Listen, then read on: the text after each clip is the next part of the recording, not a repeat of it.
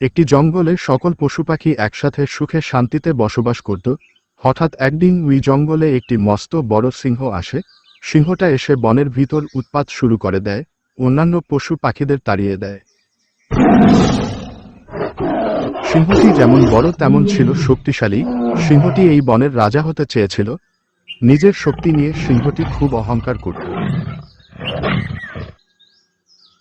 সিংহটি কারো উপর ঝাঁপিয়ে পড়ে মারধর করে, কাউকে আবার তাড়িয়ে বেড়ায়।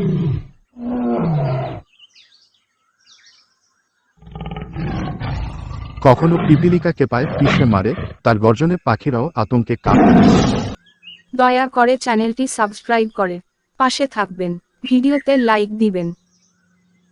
সিংহটির উৎপাতে অন্য পশু পাখিরা অতিষ্ঠ হয়ে পড়ে। তারপরে সবাই একত্রিত হয়ে একটি আলোচনা করে। শিয়াল, তুমি কি বলো? না পারছি খেতে, না পারছি ঘুমাতে, কি করবো আমরা? আমরা তো অতিষ্ঠ হয়ে গেলাম। তুমিই আছো আমাদের ভিতরে একটু বুদ্ধিমান, তুমিই যা করার করো। কি যে করি, আমার উপরে সব ভার দিয়ে দিল, একা একা আমি এখন কি করি? শিয়ালের উপরে সিংহকে জব্দ করার দায়িত্ব দেয়। শিয়াল তো অনেক চিন্তায় পড়ে যায়, ভাবতে থাকে যে কি করা যায়। হঠাৎ তার মাথায় একটা বুদ্ধি এলো এবং সে সিংহর কাছে গেল।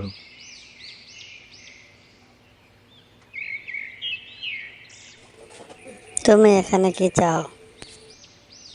রাজামশাই, আমাকে ক্ষমা করে দেবেন, আমি আসছি কিছু কথা বলতে।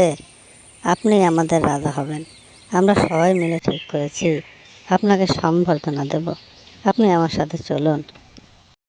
দয়া করে চ্যানেলটি সাবস্ক্রাইব করে পাশে থাকবেন, ভিডিওতে লাইক দিবেন। শিয়ালের কথা শুনে সিংহটি খুব খুশি হয় এবং শিয়ালের সাথে চলে যায়। তারা হাঁটতে হাঁটতে একটি নদীর কাছে গিয়ে পৌঁছায়। নদীর ওপারে অন্যান্য পশু পাখিও ছিল।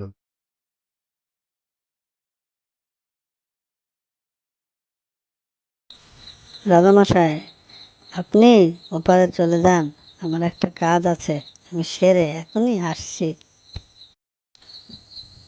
ওপারে আমি কিভাবে যাব নদীর সাথে? যখনই সিংহটি নদীতে ঝাঁপ দেয়, সিংহটি ডুবে যেতে থাকে। সিংহটি শিয়ালটাকে বাঁচাতে বলে। তখন শিয়াল বলে, তুমি আমাদের অনেক জ্বালিয়েছ, তোমার জন্য ঘুমাতে পারিনি। অন্যান্য পশু পাখিরা শিয়ালের কথায় একমত হয় এবং বলতে থাকে, ঠিক বলেছ শিয়াল ভাইয়া, দেখব না আর সিংহের ছায়া, আমরা এখন মুক্ত স্বাধীন, নাচবো সবাই তা ধিন ধিন। এই বলে সবাই নাচতে শুরু করলো, আর অহংকারী সিংহ শাস্তি পেল।